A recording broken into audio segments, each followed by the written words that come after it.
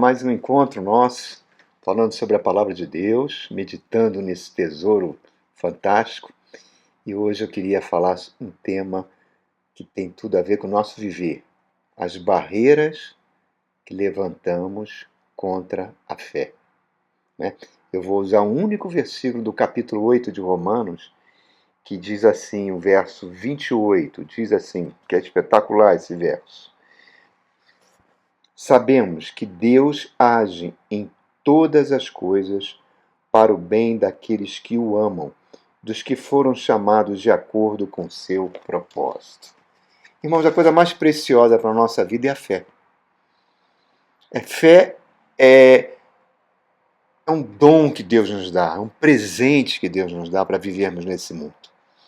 A incredulidade destrói a fé, completamente. Tá? Por quê? Porque quando a gente não crê, a gente está dizendo que Deus não é poderoso para cumprir suas promessas. Nós estamos duvidando do caráter de Deus. Quiçá até estamos, de uma forma ou de outra, dizendo que ele mente, já que ele não garante as promessas dele. Né?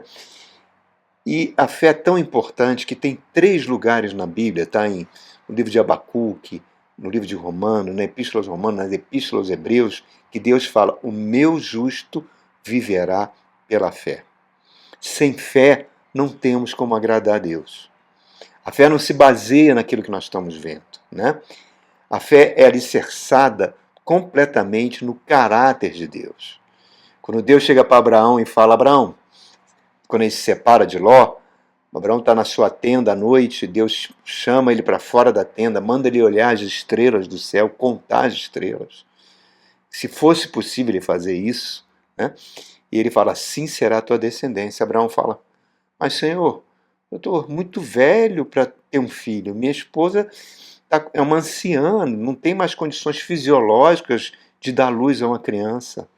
Nós não temos condições de gerar mais uma criança. Mas tu falou, eu acredito. Como vai ser? Não sei. Eu acredito no teu poder. Por isso que Abraão é chamado do pai da fé. Repare, irmãos, olha que coisa fantástica. Jesus falou que se a fé fosse igual a um grão de mostarda, que é o tamanho da cabeça de um alfinete, nós teríamos o poder até para deslocar montes, numa linguagem figurada que Jesus falou. E Jesus elogiou pessoas que não pertenciam ao povo de Deus, como o centurião romano, a mulher sírio-fenícia, falava: grande é a tua fé, não vi fé igual no meio do povo de Israel, que na época era o povo de Deus. E os milagres que Jesus fazia, milagres de cura, quando as pessoas vinham a ele, Jesus falava: faça-se de acordo com a sua fé. Agora, quando a gente usa a mente e duvida do caráter de Deus, é como aqueles 12 espiões de Israel que foram espiar a terra prometida. Né? Deus falou: tome posse da terra, a terra é maravilhosa, manda leite e mel.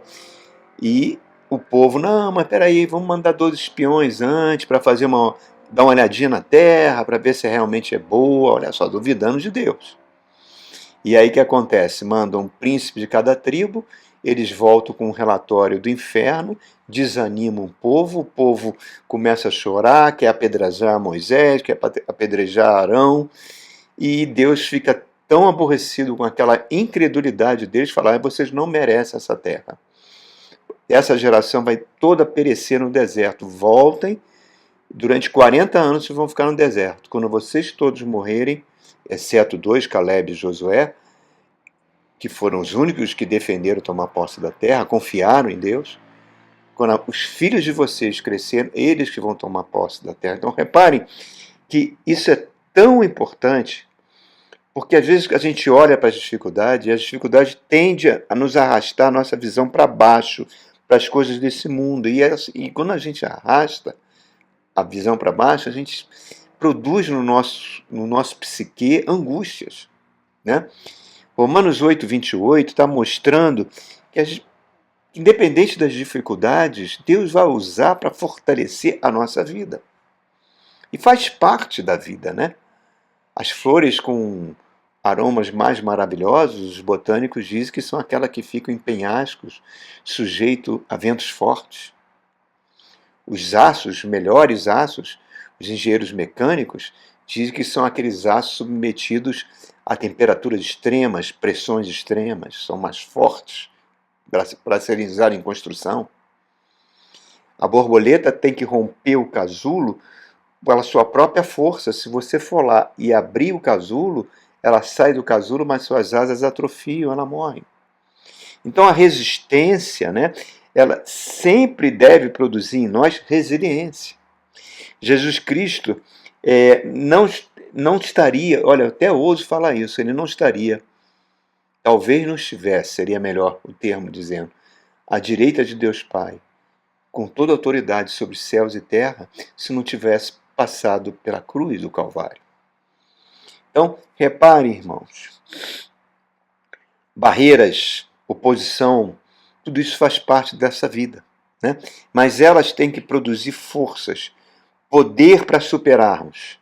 Quando os cristãos estacionam diante das dificuldades, desanimam diante das dificuldades, né? Levantam barreiras, acabam levantando barreiras mentais que viram verdadeiras fortalezas para esse poder que Deus nos deu, chamado a fé. E aí bloqueia a ação do Espírito Santo. É sobre isso que eu queria falar. As barreiras que levantamos contra a fé. A primeira barreira é quando a gente não enxerga Deus como um Pai amoroso. Jesus já trouxe uma grande revolução quando ele dizia para os judeus, olha, Yahvé, aquele Deus que separou o Mar Vermelho para o povo atravessar, que com mão forte tirou o povo do Egito, esse Deus, na realidade, é Abba, palavra aramaica que significa papaizinho, não só um papaizinho, mas um papaizinho apaixonado por vocês. Um papaizinho que ama vocês.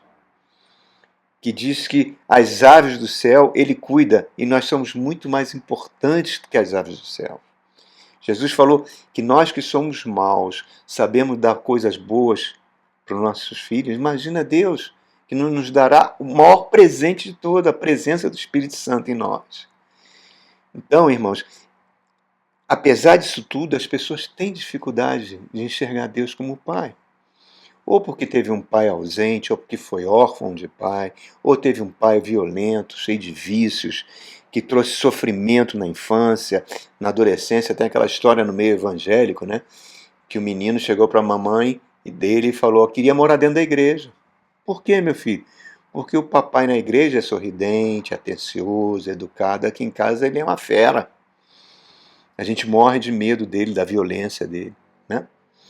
Então, às vezes, isso vão gerando dificuldades de enxergar Deus como Pai. E é fundamental que a gente enxergue. É fundamental que a gente enxergue. Para o nosso viver, um viver sadio nosso. A segunda dificuldade é que Romanos 8:28 está dizendo que Deus transforma as coisas ruins em coisas boas para nós. Nós temos dificuldade de ver Deus agir no meio de provas. A gente passa por fracasso, por tribulação, né? Que são coisas ruins, lógico que são. Deus emprega tudo isso para o nosso bem. Isso é uma verdade. Às vezes a gente está no meio de lutas, no meio de dores, que a gente fica perplexo, né?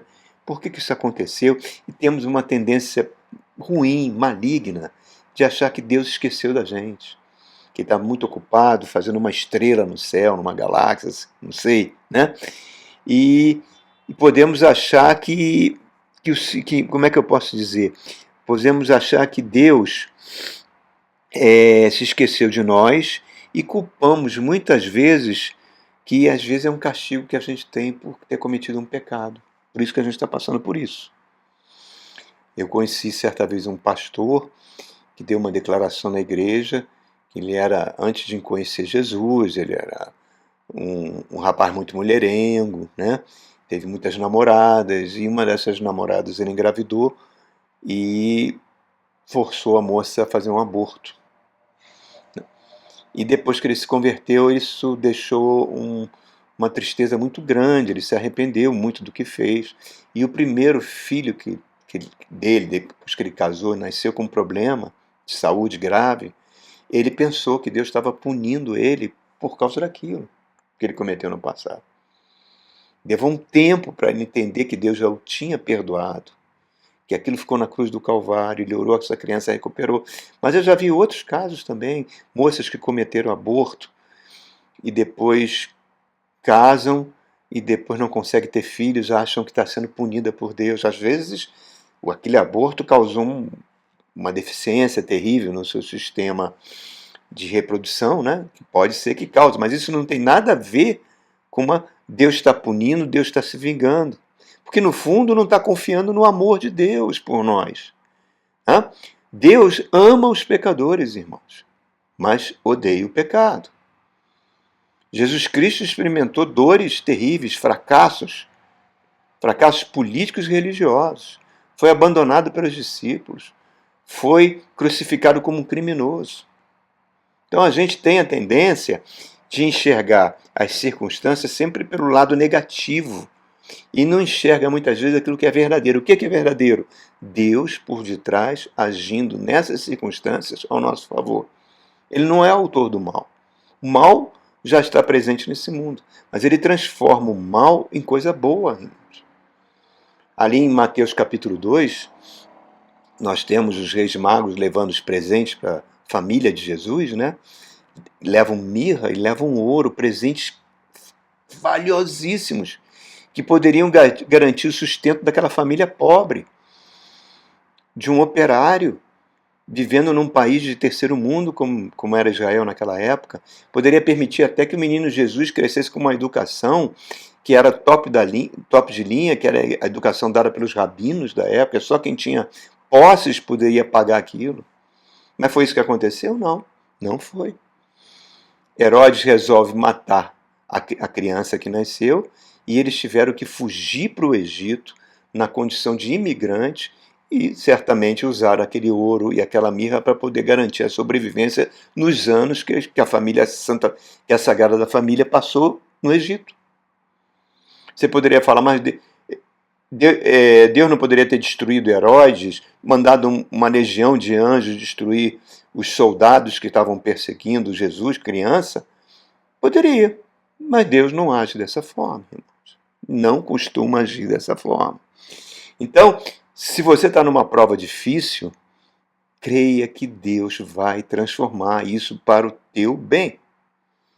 Terceira barreira que a gente levanta contra a fé, essa é muito séria, é que a gente não busca Deus em oração, a gente não derrama nossa alma diante de Deus, a gente não tem um relacionamento de intimidade por meio da oração, que é algo magnífico, irmãos. Em Gênesis capítulo 18 tem uma passagem fantástica. Abraão está na sua tenda, chegam 3 homens, que depois nós vamos ver que era o Senhor, que pode ser o Senhor Jesus antes da encarnação, né? Deus em pessoa se aproxima de Abraão, junto com 2 homens que depois nós vamos ver que são 2 anjos que vão ser enviados para Sodoma. E Deus chega para Abraão, quando os 3 se aproximam da tenda, Abraão já sabe que a presença de Deus estava ali, ele corre para Sara, manda Sara preparar uma comida, manda pegar um novilho e fazer um churrasco para servir aqueles homens. E enquanto aqueles 3 homens estavam comendo, Abraão está em pé, sério, não sentou junto com eles na mesa, esperou eles se alimentarem. E Deus revela o propósito para Abraão, né? Ele fala, vou revelar para Abraão porque ele é meu amigo e eu tenho um plano para ele ser pai das nações. Aí ele vai contando o motivo dessa visita, que chegou para ele, nos ouvidos dele, que Sodoma e Gomorra atingiram um nível tal de pecaminosidade, de maldade, em Ezequiel ele explica melhor isso, que poderia ameaçar a sustentabilidade da humanidade. Poderiam se tornar como os seres humanos estavam antes do dilúvio, no nível de crueldade e maldade, de autodestruição, que Deus teve que intervir. E surgiu agora um novo câncer nessas 2 cidades. E Deus tinha que resolver isso. Os anjos se dirigem a Sodoma e Gomorra, né? E Deus fica ali com Abraão, e Abraão começa a conversar com Deus, e começa a questionar Deus, irmãos. É exatamente isso que ele fez. Ora, o Senhor, que é toda 100% santidade, pureza, que não admite mal, o Senhor destruiria a cidade de Sodoma e Gomorra? Se ali tivesse 100 justos, o Senhor ia matar o justo com o ímpio? O Senhor faria uma coisa dessa? Reparem, irmãos, olha que ousadia de Abraão. Primeiro que ele começa falando, eu sou cinza e pó. Realmente, eu sou uma criatura feita por você. Por ti, Senhor. E estou ousando a questionar a sua decisão e o seu caráter. Reparem, se você analisar friamente, foi isso que Adão e Eva fizeram sob a influência de Satanás. Quando eles comeram do fruto, né? Do fruto da sabedoria, de vida e morte. O que Satanás falou? Coma do fruto que você será como Deus. Você não precisará mais de Deus, você se tornará independente de Deus. Então eles questionaram a palavra de Deus e comeram do fruto. E o pecado original entrou no mundo e causou a destruição que vem causando até os dias de hoje. Então, no fundo, ele está questionando Deus. E Deus, tolerantemente, pacientemente, vai dizendo para ele, não, se tivesse injusto, eu poupo a cidade. Aí ele começa, mas, Senhor, me perdoe mais uma vez, mas se tiver 50, eu perdoo por causa dos 50. Se tiver 45, eu perdoo por causa... Ele vai regateando com Deus, até chegar em 10. Senhor, mas se tiver 10 justos, não destruirei a cidade se tiver 10 justos. Aí ele se cala. O que estava no coração? Por que Abraão, na sua ousadia, interpela Deus com isso?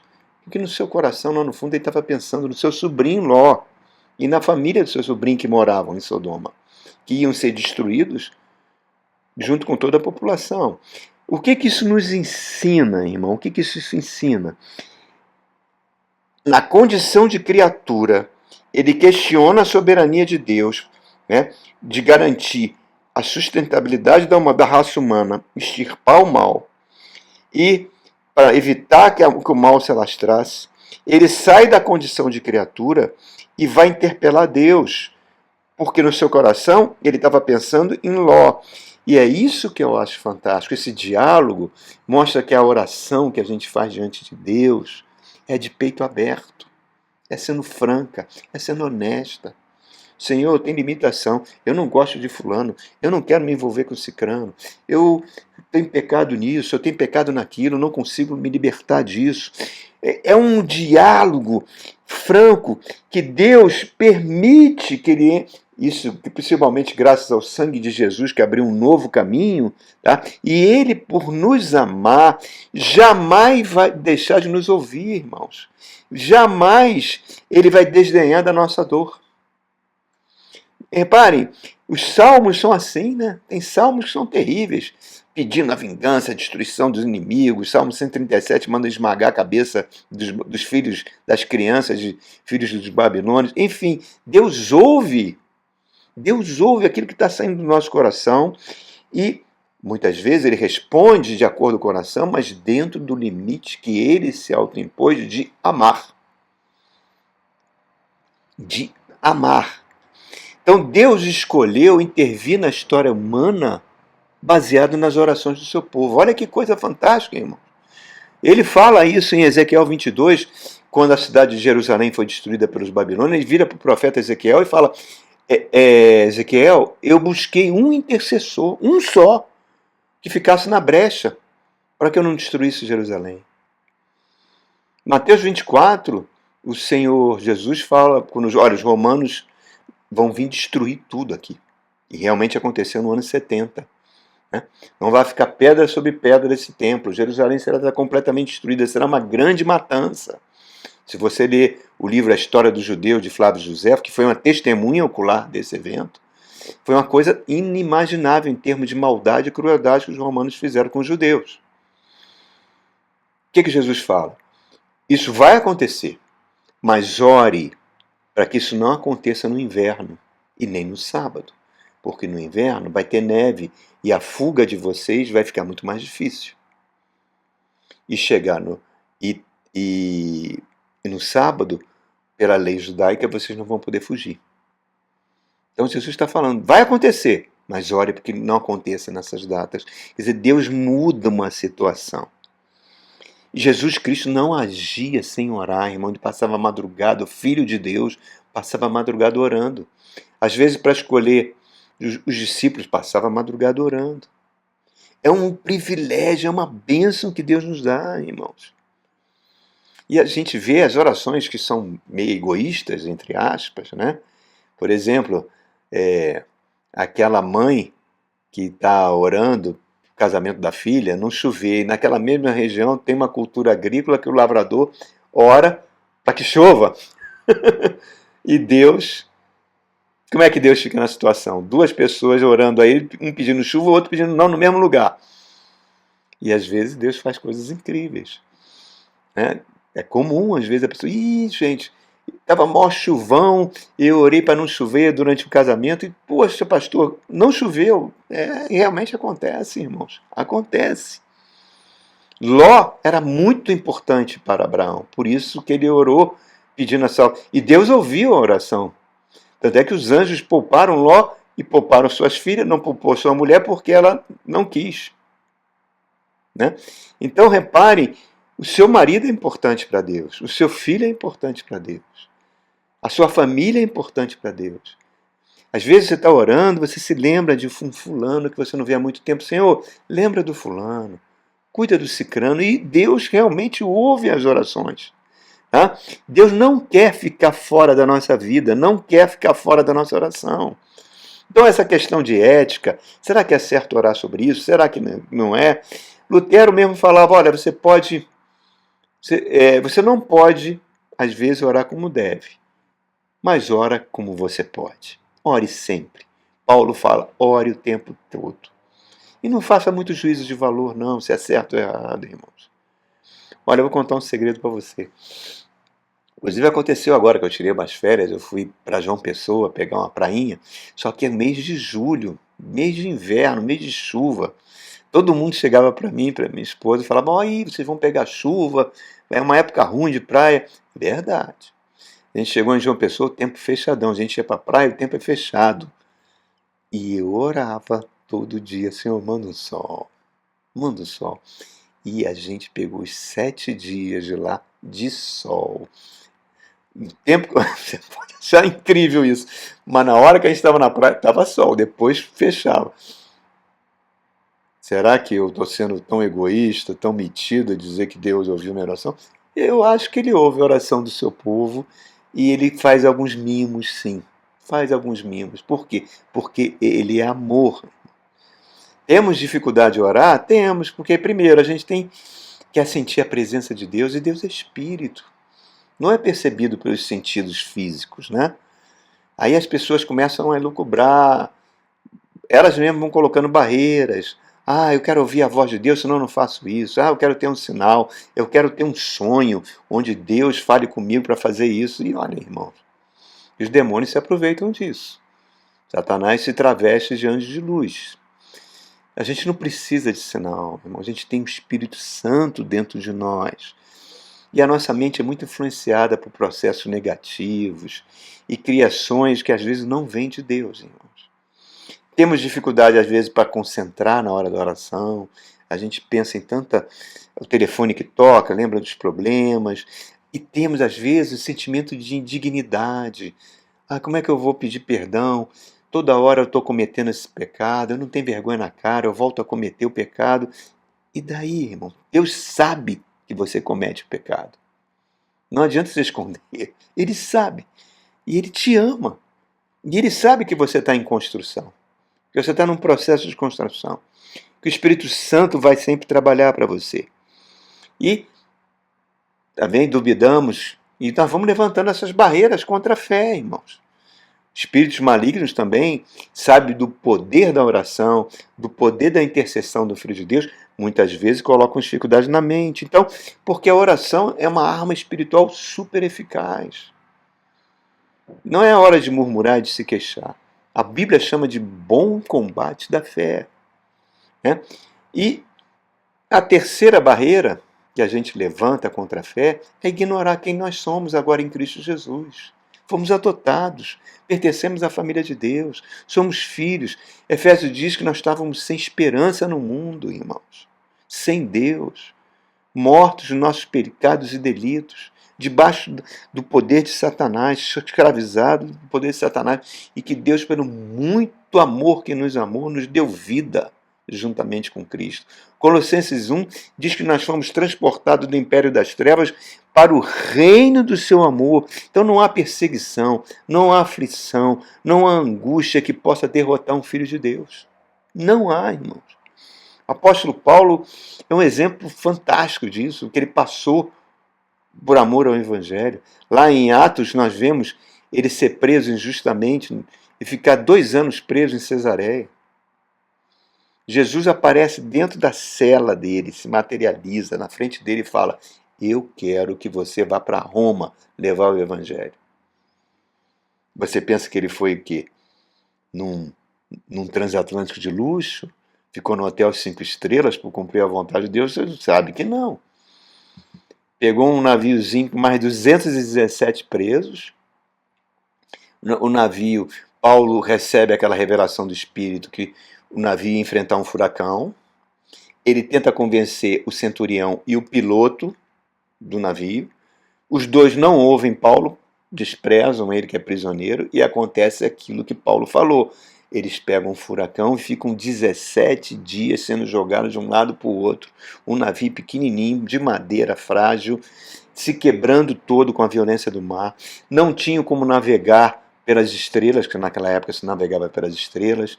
Perderam toda a esperança de salvação.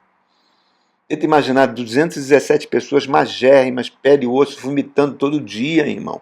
Porque o mar faz isso. Balança muito esses navios. E aí, Paulo chega para aquele grupo de semi-mortos e fala: olha, o Deus que eu sirvo, eu falei para vocês não fazerem a viagem, mas vocês resolveram fazer. Mas o Deus que eu sirvo, isso é lindo, enviou um anjo que falou comigo o seguinte: não vai morrer ninguém, Paulo. Deus, pela sua misericórdia, diz que todos serão poupados, mas o navio vai se acabar e vocês vão dar numa ilha. Então, pessoal, vamos viver. Comam, vamos comer, que vocês vão precisar de forças para nadar. E foi exatamente isso que aconteceu, irmão. O navio se quebrou todo, chegaram nas costas da ilha de Malta, tinham que nadar, os soldados queriam matar todos, soldados romanos, para que não ficasse nenhum prisioneiro. O centurião, por amor a Paulo, fala: não vamos matar, se lancem na água, quem se salvar, se salvou. Aqueles homens se agarraram nos destroços de madeira, pele e osso, naquela voragem do mar, e conseguiram chegar na ilha. Chegaram na ilha, a população recebe aqueles homens. Paulo está ali pegando madeira, que estavam todo molhado, um graveto para poder aquecer numa fogueira. Uma víbora venenosa o ataca. Os homens da ilha ficam dizendo: olha, esse cara está sendo perseguido pela justiça. Não morreu no mar, agora vai morrer pela víbora. Paulo sacode a víbora assim, ó, na fogueira, e fica bonzinho, não acontece nada. Ele: nossa, esse homem deve ser um filho de Deus. E isso, irmãos, isso que é fantástico. Aí você pergunta: ué, por que Deus não salvou minha empresa? Por que Deus não salvou meu casamento? Por que Deus não salvou meu filho? Porque Deus não nos poupa da prova, irmão. Nunca vai nos poupar da prova. Ele, não é o método dele. Deus vai te dar o poder para você superar as provas. Onde estava Deus nesse naufrágio? Nas tábuas, naquele monte de destroços que eles tiveram que se segurar para chegar na terra. Deus não mandou a guarda costeira, Deus não mandou um anjo para acalmar o mar. Deus não trabalha assim. Ele nos prepara para enfrentar o temporal. Porque se não for assim, vai acontecer aquilo que está em Efésios 4.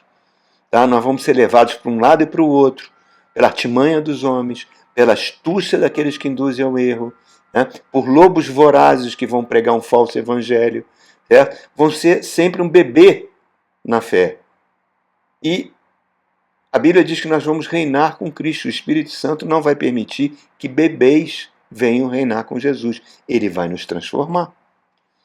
Certa feita, há muito tempo, um jovem rapaz estava muito desanimado, vivia se queixando da vida, pediu um gabinete comigo, faz alguns anos isso. E falou: "Ah, pastor, seus olhos brilham quando você fala das dificuldades que superou na Marinha, né, do que você passou para a universidade. Poxa, tanta vitória bacana." Eu falei: "Não foi sempre assim, meu querido. Foi no meio de muita luta, de muita dor, de muita traição, de muita puxada de tapete, de muitas horas que eu não consegui entender por que Deus me colocou naquele lugar. Eu que estudei tanto, me senti abandonado por Deus, eu não esperava aquilo, eu tinha dificuldade para enxergar o mover de Deus. Mas o Espírito Santo, na sua misericórdia, foi me colocando pequenos passos que ele foi transformando em caminhos. E a fé vai te dando cada vez mais ousadia. A fé te faz ousado, mas ao mesmo tempo te faz humilde diante de Deus. Porque a gente vai aprendendo que o nosso Deus é Pai, é amoroso, é um Deus de aliança, é fiel. Então não despreze os primeiros começos. Ele sempre transforma em caminhos. Deus tem muito a fazer na sua vida, irmãos. Muito a fazer. E o que você acha que ele fez é muito pouco. Porque o que está reservado para você não se limita nem à Bíblia. Deus não se limita à Bíblia. Nossa mente jamais vai alcançar o que Deus ainda vai fazer nas nossas vidas. Aquilo que olhos não viram, nem ouvidos ouviram, nem jamais penetrou em coração humano, é isso que Deus tem reservado para aqueles que o amam. Romanos 8, 28. Tá? Tem que ser um travesseiro para os dias difíceis, porque Deus transforma tudo que acontece de bom ou ruim na nossa vida para o nosso bem, para transformar a gente num tipo de gente melhor, cada vez mais parecido com Jesus. Amém? Que Deus abençoe você ricamente, irmão, ricamente. E até o nosso próximo encontro.